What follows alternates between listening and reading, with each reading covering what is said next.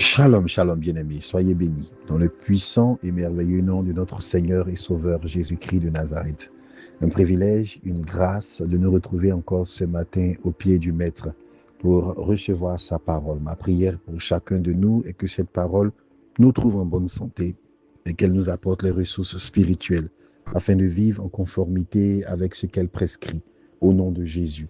Je suis Dr Franck Adé, j'ai le privilège de clôturer ce mois d'enseignement de la parole dédié à la grâce de la délivrance. Tout le long de ce mois, nous avons appris ensemble que la grâce n'est pas passive, que la grâce, ce n'est point simplement ce que le Seigneur fait à notre égard pour nous admettre dans sa présence malgré nos péchés, mais c'est aussi ce qu'il déploie comme instrument d'enseignement et comme instrument de transformation. La grâce enseigne, la grâce transforme. Elle ne fait pas que pardonner nos péchés. Et dans le courant de cette idée, nous avons tout le long de ce mois été instruits, tout le long de ce mois été enseignés par les différents orateurs qui se sont succédés à cette plateforme. Cette semaine est dédiée à comprendre le pouvoir de vaincre. En ce second jour, qui est le dernier jour du mois, j'ai le privilège de suivre le pasteur Steve qui nous avait enseigné sur la croix et la foi. En ce jour, nous parlerons du nom et de l'onction. Le passage qui va nous accompagner pour comprendre ce que le nom et l'onction nous apportent dans le pouvoir de vaincre, c'est Marc 16, 17 qui dit ceci. Voici les miracles qui accompagneront ceux qui auront cru. En mon nom, ils chasseront les démons, ils parleront de nouvelles langues. Essayons tout d'abord de comprendre les termes qui vont nous accompagner dans cette dispensation de la parole. Le nom, c'est de façon générale l'appellation, l'élément que l'on utilise, n'est-ce pas, pour interpeller, pour distinguer un individu. Au-delà de l'appellation, dans la pensée spirituelle, notamment dans la pensée hébraïque, qui était fortement donc imbibée de la spiritualité, de la compréhension des choses spirituelles, le nom est plus qu'une appellation. Le nom est le véhicule de l'autorité, de la position spirituelle et une déclaration de force de celui qui porte le nom. Donc le nom est plus qu'une appellation. Le nom, c'est l'autorité, c'est la personne.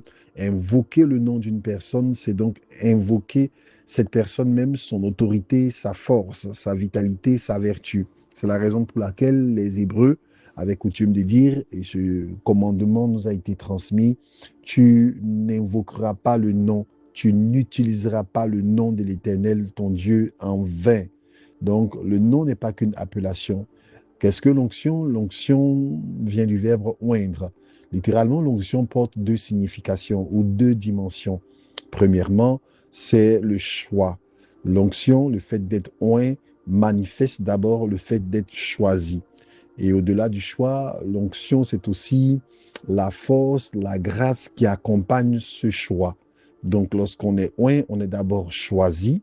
Et ensuite, ce choix s'accompagne de capacités particulières qui illustrent donc la force de celui qui nous a choisis.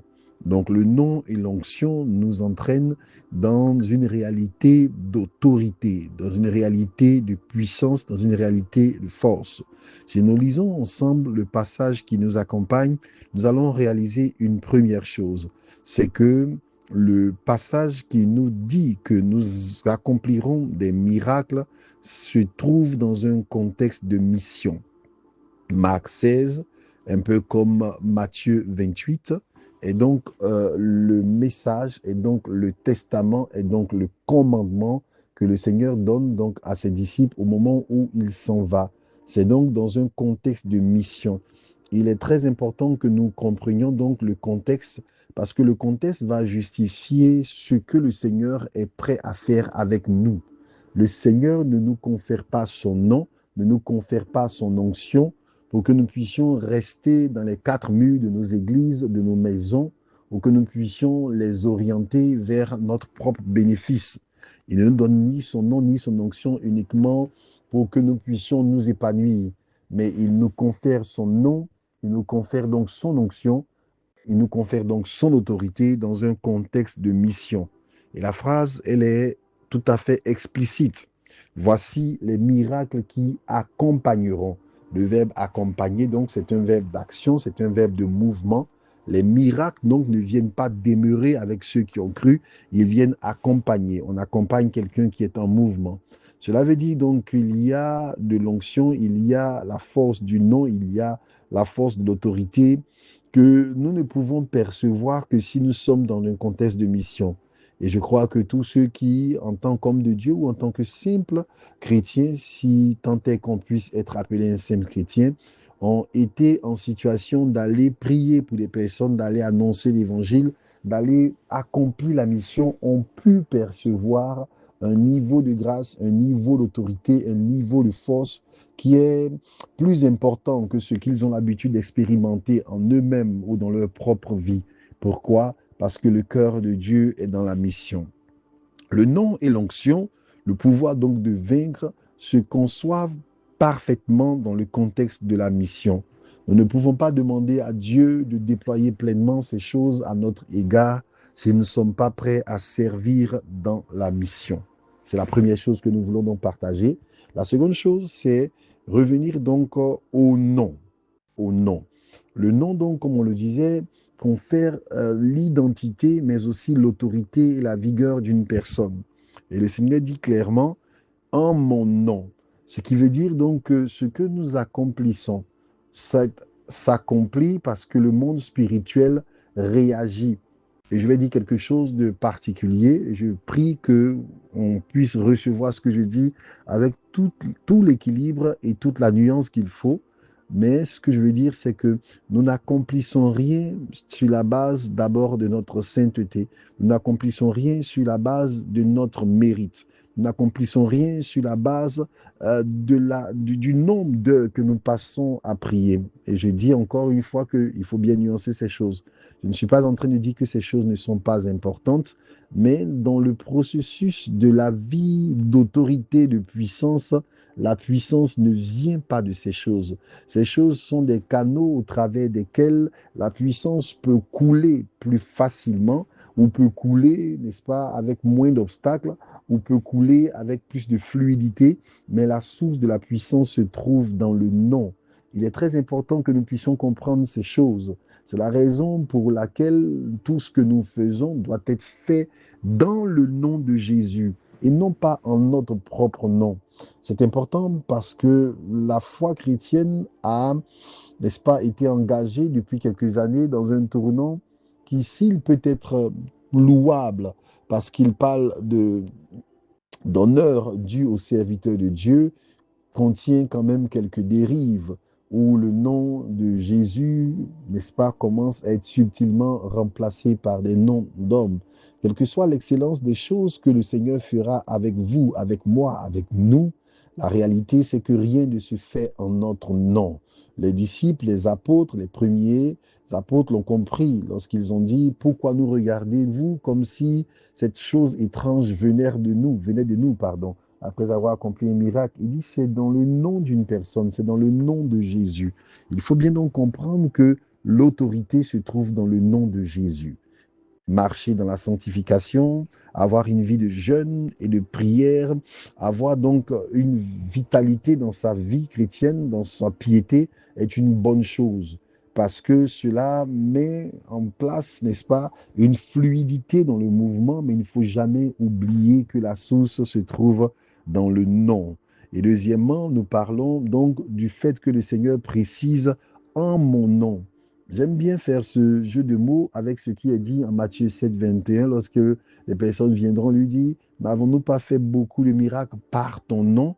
Il leur dira, je ne vous ai jamais connu. Ça a l'air d'être une nuance de mots ou un simple jeu de mots, mais en réalité, les deux, n'est-ce pas, préfixes ou les deux mots qui sont utilisés ont tout leur sens.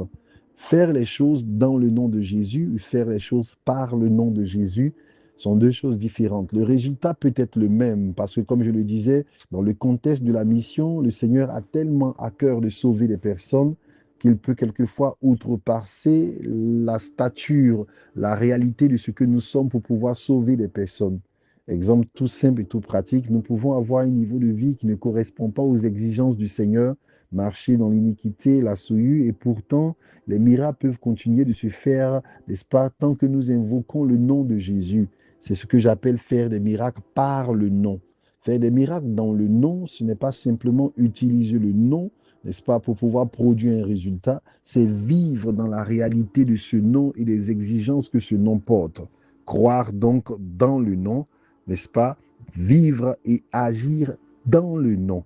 Je prie que pour moi-même et pour chacun de nous, le Seigneur nous aide à ne pas faire les choses par le nom de Jésus, mais à les faire en son nom, dans son nom, que nous portions non pas seulement son autorité, mais son identité, sa vie, sa sainteté, de sorte que nous ne soyons pas simplement des canaux, mais que nous soyons aussi le réceptacle de ce que Dieu fait, pour que Dieu ne fasse rien par nous qu'il n'a pas déjà fait en nous-mêmes. Et il nous dit donc qu'ils vont chasser les démons. Alléluia. Voici donc la confrontation avec le monde spirituel. Nous devons être des porteurs de cette vie avec une telle intensité que nous puissions, n'est-ce pas, faire reculer les frontières du royaume des ténèbres. Il faut chasser les démons. Je précise effectivement qu'on ne peut pas lier les démons. Par habit de langage, nous avons souvent tendance à dire que tout ce que nous lirons sur cette terre sera lié, et dans les prières, nous lions les esprits de ceci, les esprits de cela. La réalité, c'est que le temps où Satan et ses démons seront liés n'est pas encore arrivé. Et jusqu'à ce que ce temps marqué arrive, où par l'autorité du Seigneur, un ange sera chargé de les lier, notre responsabilité se limite dans le périmètre d'action de les chasser. Il faut donc repousser les limites dans des maisons, dans des territoires, dans nos églises, dans nos assemblées, dans la vie des personnes. Chasser les démons, c'est donc déployer le règne de Christ de manière territoriale, de sorte à repousser les influences qu'il déploie sur des villes, sur des quartiers, sur des familles, sur des maisons et sur des individus. Voici la réalité du pouvoir de vaincre qui nous est communiqué. Et ensuite, il dit, ils parleront de nouvelles langues.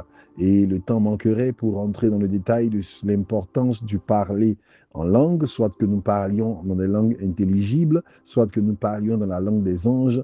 Mais la réalité, c'est que si le Seigneur a tenu à mentionner spécifiquement la capacité à parler de nouvelles langues dans le contexte de la mission, c'est parce que la puissance des langues a une force d'édification qui déploie, n'est-ce pas, le dépôt de Dieu en nous. La Bible ne dit-elle pas que celui qui parle en langue s'édifie lui-même, se bâtit lui-même, se construit lui-même. Nous devrions donc développer l'habitude dans nos prières, dans nos temps de moments, de nos moments de prière particuliers, à parler en langue, à laisser ce flot se déployer au travers de nous pour pouvoir déployer des mystères qui dépassent le cadre de notre intelligence.